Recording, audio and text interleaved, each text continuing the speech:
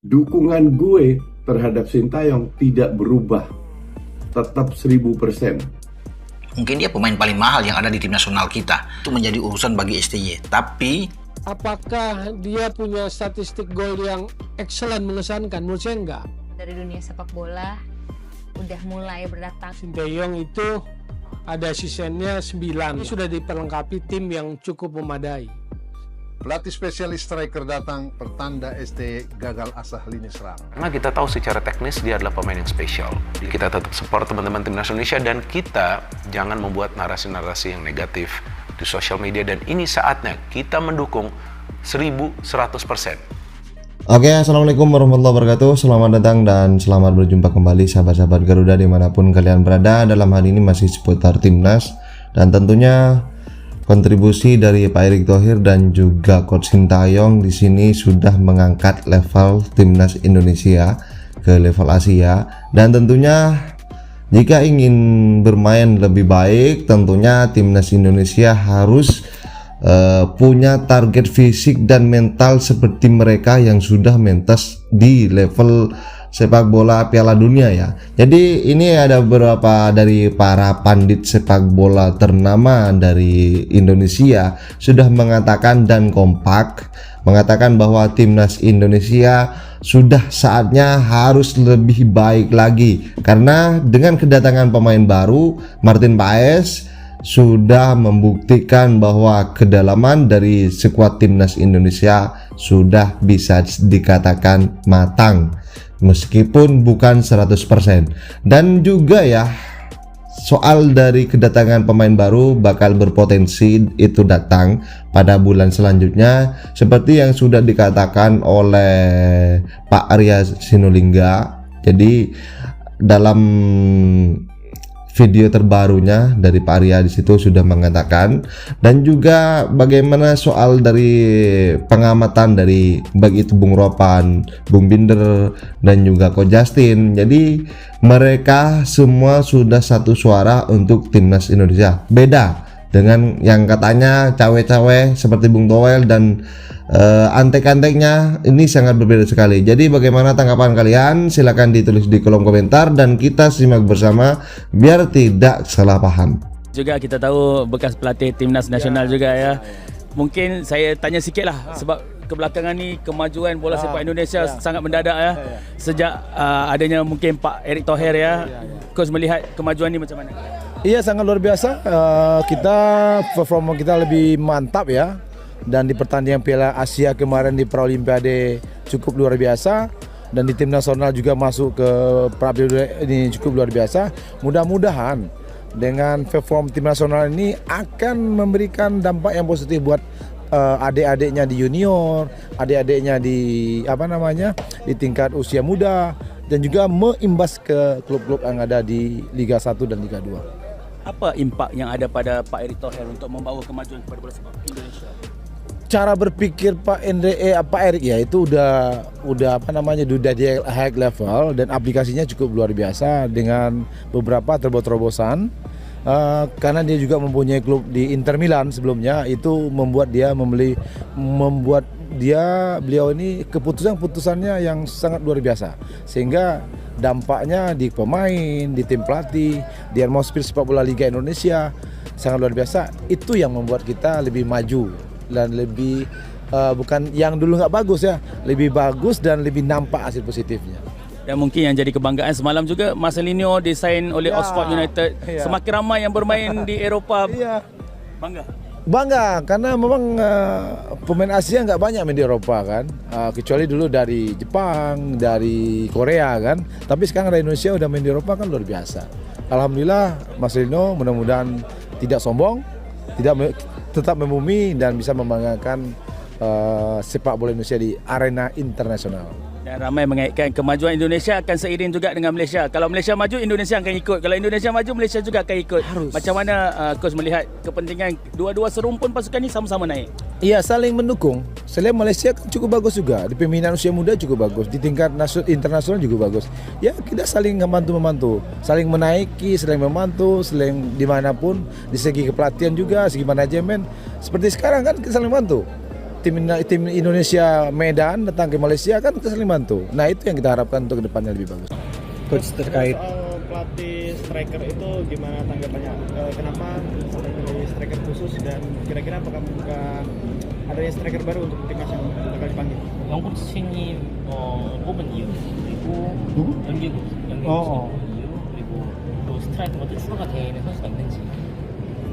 일단 우리가 전반적으로 골 결정력이 많이 좀 부족했다고 판단하고 있고 사실은 우리 팀에서 가장 취약 포지션이 스트라이커가 없는데 이것을 어떻게든 만들어내기 위해서 영균 코치를 지금 들어왔다고 보시면 됩니다. 추가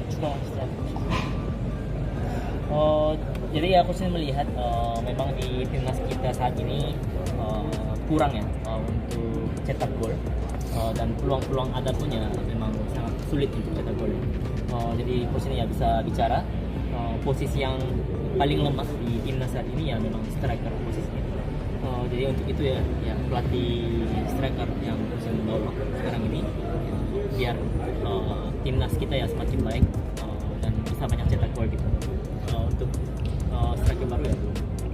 Dan terbaru hari ini saya ingin membahas tentang rencana dari Shin Tae-yong yang akan memanggil 26 pemain untuk menjadi bagian dari skuad timnas Indonesia yang akan bertanding lawan Arab Saudi dan juga Australia pada tanggal 5 dan 10 September nanti dalam lanjutan pertandingan kualifikasi Piala Dunia tahun 2026 zona Asia yang kali ini kita tahu timnas Indonesia sudah masuk ke round 3. Dan selain itu juga ada berita yang berkembang yang ingin saya bahas bahwa Mauro Zelstra, pemain diaspora Indonesia yang bisa bermain sebagai striker, telah mengirimkan berkas-berkasnya ke PSSI dan tinggal menunggu waktu saja datang ke tanah air untuk bisa memulai proses naturalisasinya. Tentu ini adalah kabar yang baik karena kita semua menunggu striker yang baru bagi timnas Indonesia, sebab kita semua tahu bahwa salah satu kelemahan dari para pemain kita yang bermain di lini depan adalah dari segi melakukan finishing. Jika para pemain kita bisa melakukan finishing lebih baik, tentu peluang bagi timnas kita untuk meraih kemenangan akan lebih besar lagi. Yang penting bagi timnas Indonesia adalah untuk bisa mengoleksi poin. Memang sangat sulit bagi kita untuk lolos langsung ke Piala Dunia, tapi untuk bisa lolos ke round 4, menurut saya kemungkinannya sangat besar bagi timnas Indonesia. Apalagi sekarang kita punya banyak pemain yang bermain di luar negeri. Dan juga dari update yang saya terima bahwa kemungkinan Shin Tae-yong akan memanggil 12 pemain dari Liga 1. Nah kita tunggu nih apakah akan ada pemain baru atau enggak, apalagi kan dia menonton tuh pertandingan Liga 1 antara Maluku United versus Persebaya Surabaya. Mungkin juga dia ingin memonitor pemain-pemain baru yang kemungkinan nanti akan dia panggil ke skuad timnas Indonesia. Tapi feeling saya bisa saja dia panggil nanti pemain yang bisa bermain di lini pertahanan, karena seperti yang sama-sama kita ketahui bahwa Jaslyn Hubner tidak akan bisa bermain akibat sanksi atau larangan bermain. Artinya Shin Tae-yong kali ini betul-betul sangat serius untuk bisa mempersiapkan skuadnya agar bisa memberikan hasil yang terbaik. Karena kita tahu bahwa bermain di round 3 ini akan sangat sulit teman-teman, bukan saja secara teknis tapi juga tentunya secara non teknis. Apalagi pada saat para pemain kita bermain away, karena kita tahu bahwa di pertandingan-pertandingan FIFA Matchday atau pertandingan-pertandingan friendly memang timnas kita selalu bermain di kandang sendiri. Kita menunggu sekarang siapakah 26 pemain yang akan dipanggil oleh Shin Tae-yong, dan kita tentu juga menanti striker baru bagi timnas Indonesia. Memang untuk saat ini sudah mepet waktunya, artinya untuk lawan Arab Saudi dan juga lawan Australia, Mauro tidak akan bisa menjadi bagian dari timnas Indonesia, tapi tentu next di pertandingan-pertandingan selanjutnya kemungkinan dia akan bisa menjadi bagian. Kita harapkan segala sesuatunya berjalan dengan baik, sambil juga kita menunggu nanti kejutan lainnya dari PSSI. Mungkin juga nanti akan ada tambahan pemain di tengah, karena kita juga sebetulnya membutuhkan tambahan pemain di tengah.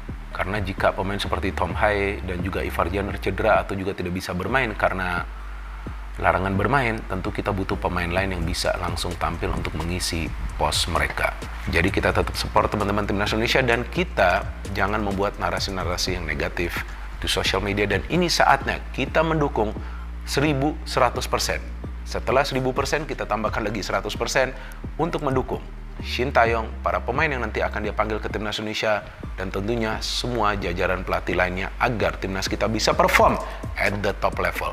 Dukungan gue terhadap Sintayong tidak berubah, tetap 1000%. Tidak berubah mau dia panggil siapapun. Itu dari dulu sudah terjadi. Gak usah cari keributan, di luar itu udah banyak ribut.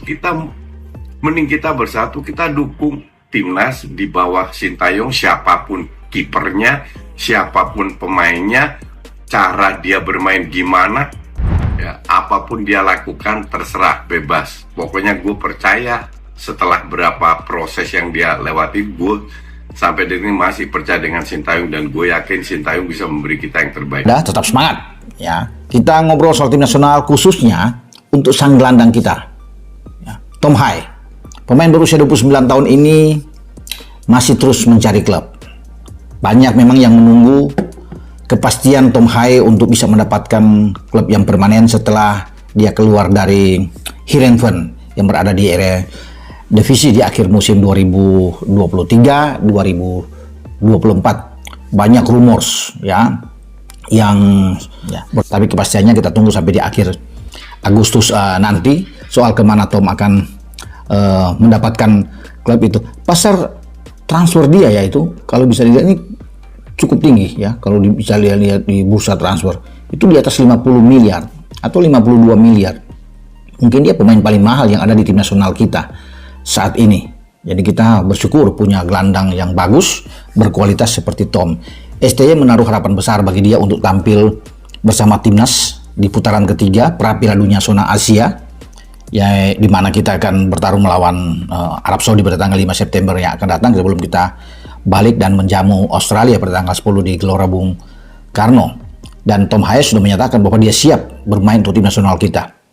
Ya, dia sebagai warga negara Indonesia, dia ingin memberikan yang terbaik, ya, termasuk dalam pertandingan pertama yang sangat krusial yaitu melawan Arab Saudi. Ya, ketersediaan Tom Hai ini kan dia memegang peran kunci di tengah. Entah dia dipasangkan dengan Ivar Janer ataupun dipasangkan dengan Nathan Cho, itu menjadi urusan bagi STY. Tapi Tom akan bermain sebagai pemain inti, sudah pasti di dalam starting 11 nanti melawan Arab. Dia menjadi salah satu pemain inti yang ada ya di 11 pemain pertama, karena STY sangat menyukai gaya bermain Tom. Visi dia sangat bagus ya. Ini pemain yang stylish ya, dan kita melihat dalam 3 caps dia bersama dengan tim nasional, dia mencetak 1 gol. Gol indah dia yang dilakukan di pertandingan terakhir ya, di putaran kedua melawan Filipina di GBK, itu luar biasa. Ketika dia mengontrol tengah dengan dia masuk dari sisi tengah setelah mendapat umpan dari Nathan, dan dia melepaskan tembakan kaki kanan ke pojok gawang Filipina yang tidak bisa diantisipasi sama sekali. Nah, kita berdoa bersama bahwa Tom ini akan mendapat klub. Itu mungkin hanya ya 1 pekan atau 1 pekan lebih, hampir 2 pekan ke depan. Kita akan lihat Tom berada, karena semua pemain Indonesia sudah mendapat rakna, sudah saya bilang tadi di Dender, terakhir Marcelino yang akhirnya berlabuh di Oxford di Championship di Inggris, semua sudah ada. Tinggal sang profesor ya, Mas Tom Hai ini ya. Dan kita berharap bersama bahwa ketika Tom mendapatkan klub yang diupayakan juga oleh sang agent dia ya, Wesley Verhoek ini, dia akan lebih tenang ya. Dia tidak akan galau lagi, karena mantan pemain Lecce, dia pernah di Lecce, dia bermain di Serie A di Italia ya. Di Lecce itu dia berada pada 2018 kalau nggak salah, sebelum dia ke ADO Den Haag, ke NAC Breda, dan akhirnya ke Heerenveen sebelum dia berakhir di Heerenveen musim lalu, dan dia tinggal memilih klub saat ini. Nah, ketika dia menolak Fortuna Sittard, itu yang menjadi pertanyaan kemana. Dia ke Austria, ke Turki, ke Belgia, bisa saja itu terjadi, atau ke Swiss, atau ke Jerman. Nah, kita tidak tahu, kita akan nantikan bersama soal klub permanen bagi Tom Hai ini. Mungkin kalau dari kita strategi non teknis yang mungkin bisa diterapkan seperti apa coaching lihat? Iya, karena strategi non teknis itu bisa ditingkatkan, strategi teknis ya tergantung players. Jadi ya apakah kita punya peluang ya di atas kertas 30-40%, dan itu juga menurut Sintayong segitu. Itu realistisnya. Oke. Tapi kita ya ada berapa hal ya. Satu, make sure you're fit. Minum air banyak karena di Saudi Gerah. 35-40 Iya. derajat. Jadi lu akan banyak dehidrasi, lu harus fokus. Fokus itu penting 90 menit. Jadi harus minum air sebanyak mungkin. Ini hal sepele tapi penting banget sebetulnya Penting, Coach. ya. Makan cukup. Terus ya mental. Ujungnya mental. Karena lu main di tandang, sama kayak kita main di kandang. Kalau kita main di kandang kan keangkat karena fansnya. Itu emosi Iya kan? jadi lebih ya. Kan sangat keangkat pemain itu. Nah sekarang make sure lu kalau mau lolos Piala Dunia, standar lu harus standar negara yang sering lolos Piala Dunia. Yaitu ya mental mereka kuat. Dan ini faktor yang gak gampang. Dan itu bukan hanya tugas pelatih, tugas pemain sendiri untuk lebih tenang, gak grogi dan lain-lain agar mental lebih keangkat. Jadi selain eksternal, tapi untuk kitanya juga secara pribadi harus dipersiapkan, Coach. Oh iya. Secara mentalnya ya. Iya. Karena pemain yang nendang bola bukan Sintayong. Iya. Iya kan? Jadi ya pemain yang terpilih 11 terpilih siapapun orang ya. Walaupun gue tadi baru baca kalau Sintayong nggak panggil Elkan, gue agak kecewa, but that's okay. Itu keputusan Sintayong dan kita hargai. Sintayong pasti tahu apa yang dia ingin lakukan. Jadi ya sudahlah, pokoknya yang penting ya gue sih tetap percaya sama Sintayong walaupun kadang kita beda pendapat, but that's okay, ya kan? Iya. Ya mental itu nomor 1. Jadi Coach udah sempat ngeliat tadi starting 11 kira-kira yang bakal diturunin sama ST. Yang jelas nggak ada Elkan, Justin, nggak ada Elkan, nggak ada Yodi Amat ya.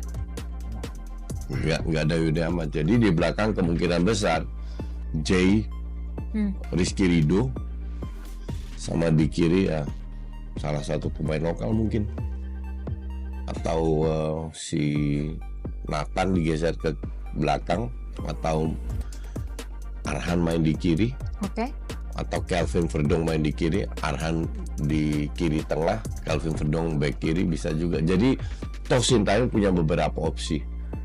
Cuman Kelvin Verdong ini kan kecil, jadi karena Arab itu kan lebih tinggi, posturnya kecil lah dibanding Arab itu kan tinggi-tinggi. Jadi maka dari itu kenapa gue pengen Elkan dipanggil, karena menang di postur. Iya. Tapi ya sudah, itu is okay. Kita tetap semua percaya sama Sintayong dan kalau faktor-faktor ini bisa ditingkatkan, ya peluang kita lebih besar. Bukan artinya kita pasti menang ya, minimal lebih besar. Dengan tidak adanya 3 nama tadi, semoga harapannya outputnya juga bisa tetap maksimal ya. Ya, tapi kalau kalah pun gue bisa terima. Asal semoga jangan dibantai lah. Berarti mempertahankan supaya walaupun kalau misalkan worst case-nya kalah, jangan sampai banyak lah gitu kalahnya. Kalau menang, kalau seri aja udah luar biasa gue bilang ya. Karena ini way sekali lagi. Ini Sintayong yang tahu lah, karena dia lebih tahu sikon timnya, dia lebih tahu sikon pemainnya. Cuman kita harus tetap optimis. Sekarang tantangannya buat timnas Indonesia adalah menunjukkan bahwa lu benar-benar berada di level Asia. U23 kan udah tuh, sekarang senior. Tuh ceritanya. Karena kalau misalkan mungkin output nggak sesuai dengan ekspektasi ya kita harus terima. Kita harus terima, karena ini bagian dari proses. Akan dibanding-bandingin nggak, Coach? Kan orang mau ngebandingan itu hak mereka kan. Tapi kita memberi tanggapan atau enggak? Hak kita juga dong. Ya nggak usah kita tanggapin, nggak usah kasih panggung. Judulnya menggelitik saya, lalu saya buka. Judulnya Sintayong sebut kritik Bung Toel sangat penting. Lalu saya simak, saya baca, dan saya pikir saya perlu menanggapi. Yang pertama tentu saja respect, apresiasi bahwa Sintayong memperhatikan kritikan yang saya sampaikan selama ini dan bisa menangkap menanggapi, menerima itu dengan positif. Jadi itu hal yang paling utama, yang paling penting, dan saya menyampaikan respect, apresiasi. Jadi kita harus kembali bicara bola, menanggapi bola, memperhatikan bola dalam koridor atau frekuensi sepak bola. Tidak perlu dimasukkan menjadi hal yang personal atau baper, atau ditanggapi dengan buzzer, karena koridornya, frekuensinya dengan ini, dengan pernyataan Sinteyong itu berarti Sinteyong bisa melihat itu dalam koridor dan frekuensi sepak bola. Bukan hal yang sifatnya personal, apalagi pribadi, apalagi nyinyir. Semuanya demi kemajuan timnas dan demi perkembangan sepak bola Indonesia. Oke sahabat-sahabat, saya rasa statement dari apa yang dinyatakan oleh beliau saya rasa cukup. Jadi bagaimana tanggapan kalian? Silahkan ditulis di kolom komentar. Dan jangan lupa like video ini dan di subscribe channel ini agar kalian tidak ketinggalan dari informasi penting dari para pandit dan juga seputar timnas Indonesia. Jadi silakan di like video ini, di subscribe channel ini agar kalian tidak ketinggalan. Dan salam sepak bola bersih, salam sepak bola keren bersama saya, salam olahraga.